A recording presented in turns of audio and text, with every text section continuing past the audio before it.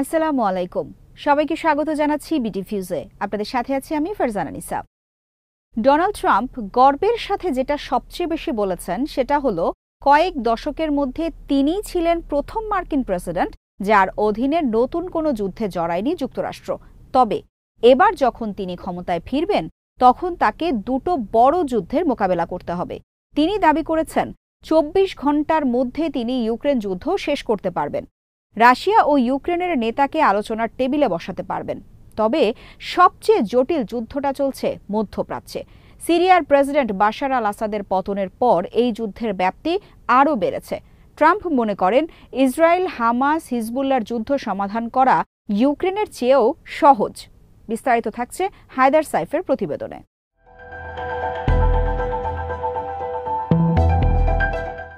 Donald ট্রাম্পের প্রশাসন দায়িত্ব নেয়ার পর তাৎক্ষণিক চ্যালেঞ্জের মুখোমুখি হবে। তাদেরকে ইউক্রেনের চলমান যুদ্ধের মোকাবেলা করতে হবে। ৩ বছর হতে চলল এই যুদ্ধ। ২০২৫ সালের জানুয়ারির মধ্যেই যুদ্ধ শেষ করার প্রতিশ্রুতি দিয়েছিলেন ডোনাল্ড ট্রাম্প। কিন্তু তিনি বাধার মুখে পড়েছেন। একদিকে উত্তর কোরিয়া যুদ্ধে জড়িয়েছে, অন্যদিকে পশ্চিমাদের দূরপাল্লার মিসাইল ব্যবহার করছে ইউক্রেন। তিনি হুমকি দিয়েছেন ইউক্রেনকে দেয়া সামরিক সহায়তা প্যাকেজ তিনি পুনর্বিবেচনা করতে পারেন। এছাড়া কূটনীতির দায় তিনি ইউরোপের উপর ছেড়ে দিয়েছেন।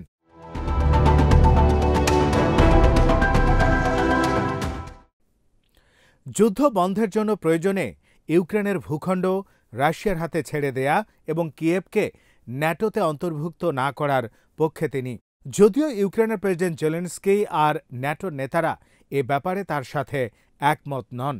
রাশিয়া একদিকে হামলার তীব্রতা বাড়িয়েছে, অন্যদিকে ইউরোপ তাদের ত্রাণ নীতিতে পরিবর্তন এনেছে। এর অর্থ হল যুদ্ধ আরও তীব্র হওয়ার শঙ্কা তৈরি হচ্ছে। একই সময় আবার বিভিন্ন দেশে ট্রাম্পের আসন্ন নতুন প্রশাসনের সাথে খাপ খাইয়ে নেয়ার প্রস্তুতি নিচ্ছে।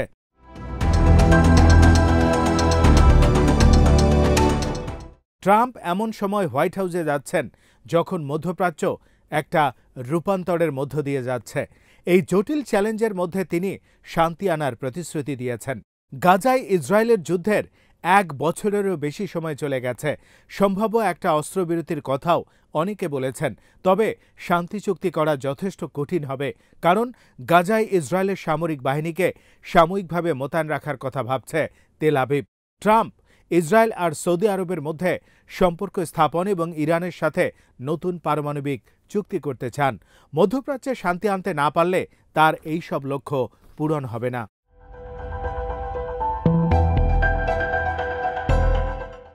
যুদ্ধ আঞ্চলিক উত্তেজনা উস্কে দিয়েছে। নভেম্বরে ইসরায়েল হিজবুল্লার সাথে অস্ত্রবিরতি চুক্তি করেও সেটা লঙ্ঘন করে হামলা চালাচ্ছে। ইরানের সাথেও সংঘাতের তীব্রতা বাড়িয়েছে তেল আবিব। ইরানের এয়ার ডিফেন্স সিস্টেম এবং মিসাইল কর্মসূচিতে আঘাত হানার দাবি করেছে ইসরায়েল। অন্যদিকে তাদের হামলায় হিজবুল্লাহকে অনেক ক্ষতি স্বীকার করতে হয়েছে। এদিকে সিরিয়ায় আসাদ সরকারের পতনে পরিস্থিতি আরও জটিল হয়ে উঠেছে। সিরিয়ায় এখন ক্ষমতায় আছে আবু মোহাম্মদ আল জোলানির নেতৃত্বাধীন হায়াত তাহরির আল শাম বা HTS। এই গ্রুপটিকে যুক্তরাষ্ট্র এর আগে সন্ত্রাসী সংগঠন ঘোষণা করেছিল। দামেস্কের ক্ষমতায় আসার পর এই গ্রুপটি এখন বৈধতা অর্জন ও ঐক্য প্রতিষ্ঠার চেষ্টা করছে।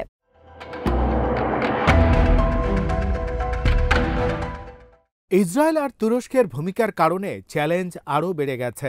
সিরিয়াতে ইসরায়েল যে সামরিক অভিযান শুরু করেছে, এতে ইসরায়েলের বিরুদ্ধে আন্তর্জাতিক সমালোচনা আরও বেড়েছে।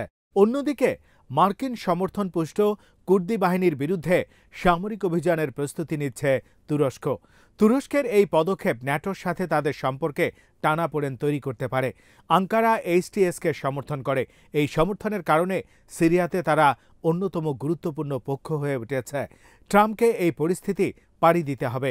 তিনি কি এরদোয়ানকে প্রভাব বিস্তারের সুযোগ দেবেন, নাকি এই অঞ্চলের ভবিষ্যৎ নির্ধারণে সরাসরি হস্তক্ষেপ করবেন, সেই সিদ্ধান্ত তাকে নিতে হবে।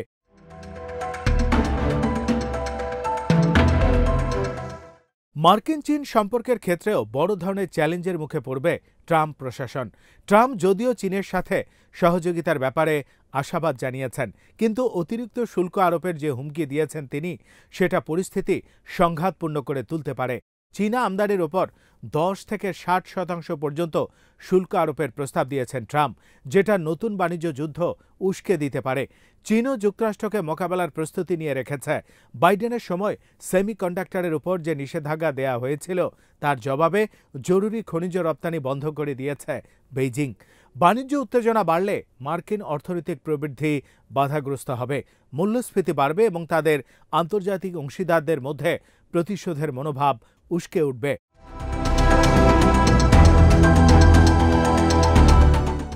শুধু চীনের বিরুদ্ধেই শুল্ক বাড়ানোর হুমকি দেননি ট্রাম্প।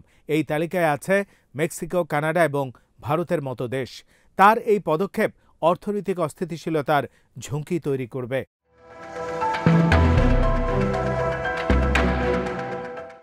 উচ্চ শুল্কের কারণে দেশে জিনিসের দাম বাড়বে, উদীয়মান বাজার মুদ্রা দুর্বল হয়ে পড়বে এবং মার্কিন রফতানির ওপর চাপ বাড়বে। বাইডেন যে অর্থনীতি রেখে যাচ্ছেন, ট্রাম্পের নীতি তার কতটা ক্ষতি করবে তা নিয়ে প্রশ্ন তুলছেন অর্থনীতিবিদরা। অন্যদিকে কর্পোরেট কর কমানোর মাধ্যমে ঘাটতি বাড়ানো হলে সুদের হার আরও বেড়ে যেতে পারে। এতে অর্থনৈতিক প্রবৃদ্ধি ও বৈশ্বিক প্রতিযোগিতা বাধাগ্রস্ত হবে।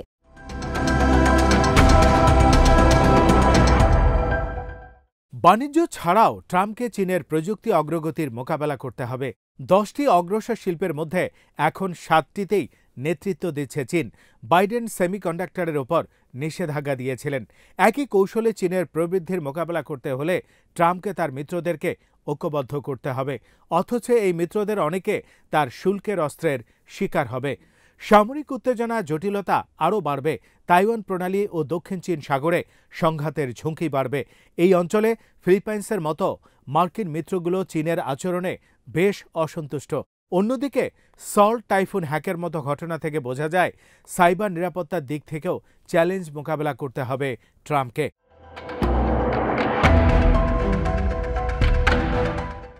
ট্রাম্পের মন্ত্রিসভার কাঠামোর উপরেও তার নীতি অনেকটা নির্ভর করবে। তার মন্ত্রিসভায় মার্কো রুবিওর মতো চীন বিদ্বেষী রয়েছে, আবার ইলন মাস্কের মতো ব্যক্তির কারণে জটিলতা বাড়তে পারে। প্রথম দফা দায়িত্ব পালনকালে ট্রাম্প যেসব নীতি গ্রহণ করেছিলেন সেগুলোর মধ্যে সামঞ্জস্যতার অভাব ছিল। তার দ্বিতীয় মেয়াদেও একই ধরনের হঠকারিতার আশঙ্কা করছেন অনেকে। ধারণা করা হচ্ছে আগ্রাসী নীতির পাশাপাশি চীনের প্রেসিডেন্ট শি জিনপিংয়ের সাথে ব্যক্তিগত যোগাযোগের নীতি গ্রহণ করতে পারেন ট্রাম্প।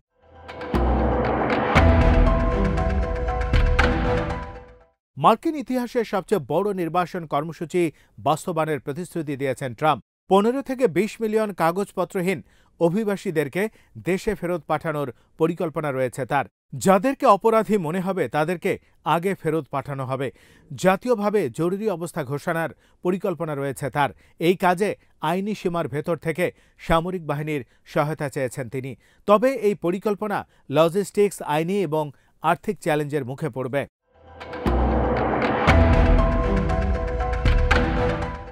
এই নির্বাসনের কাজে নেতৃত্ব দেবেন আইসিইর সাবেক ডিরেক্টর টম হোম্যান। বিতর্কিত ফ্যামিলি সেপারেশন পলিসির সাথেও জড়িত ছিলেন তিনি। তার সাথে থাকবেন কট্টরপন্থী অভিবাসন কৌশলবিদ স্টিফেন মিলার। এদিকে এই কাজে সহায়তার জন্য সাউথ ডাকোটার গভর্নর ক্রিস্টি নোয়েমকে হোমল্যান্ড সিকিউরিটির প্রধান হিসেবে মনোনয়ন দেওয়া হয়েছে, যদিও এ ব্যাপারে তার কোনো পূর্ব অভিজ্ঞতা নেই। হোম্যান বলেছেন, যেসব ব্যক্তি জননিরাপত্তা ও জাতীয় সুরক্ষার জন্য হুমকি হতে পারে তাদের দিকে মনোযোগ থাকবে বেশি।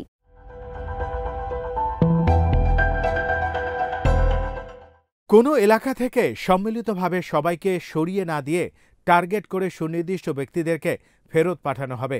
হোম্যান যদিও সম্পদের ঘাটতির কথা স্বীকার করেছেন, তবে এই কাজের জন্য তহবিল নিশ্চিত করতে দৃঢ় প্রতিজ্ঞ ট্রাম্প। তার নতুন প্রশাসন ফ্যামিলি সেপারেশন পলিসি আবার চালু করতে পারে বলেও ধারণা করা হচ্ছে। সেটা হলে ট্রাম্পের বিতর্কিত অভিবাসন এজেন্ডা নিয়ে বিতর্ক আরও বাড়বে।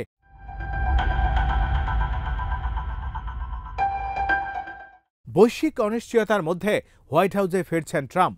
বিশ্ব কোভিড-19 মহামারী পার করছে। তালিবানরা আফগানিস্তানের নিয়ন্ত্রণ নিয়েছে। রাশিয়া ইউক্রেন যুদ্ধ চলছে। ইসরায়েল হামাস যুদ্ধ চলছে। এদিকে সিরিয়ার আসাদ সরকারের পতন হয়েছে। সিরিয়ায় হঠাৎ ক্ষমতার পালাবদলকে মধ্যপ্রাচ্যের 1989 সালের মুহূর্তের সাথে তুলনা করা হচ্ছে। সেই বছরও বড় ধরনের পরিবর্তন দেখা দিয়েছিল মধ্যপ্রাচ্যে। দুর্বল ইরান, সাহসী রাশিয়া, বিশৃঙ্খল ইউরোপ আর চীনের বিরুদ্ধে প্রতিযোগিতার তীব্রতা বৃদ্ধি সব মিলিয়ে বিশ্ব এখন অগ্নিগর্ভ হয়ে আছে।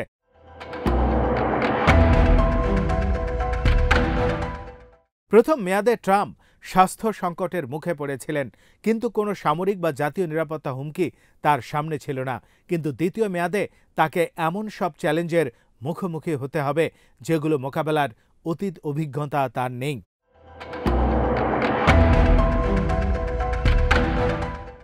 আজ এখানেই শেষ করছি। সবাই ভালো থাকুন, সুস্থ থাকুন আর দেখতে থাকুন বিডি ভিউজ। চ্যানেলটি ভালো লাগলে সাবস্ক্রাইব করুন, সংযুক্ত থাকুন আমাদের ফেসবুক পেজে। আল্লাহ হাফেজ।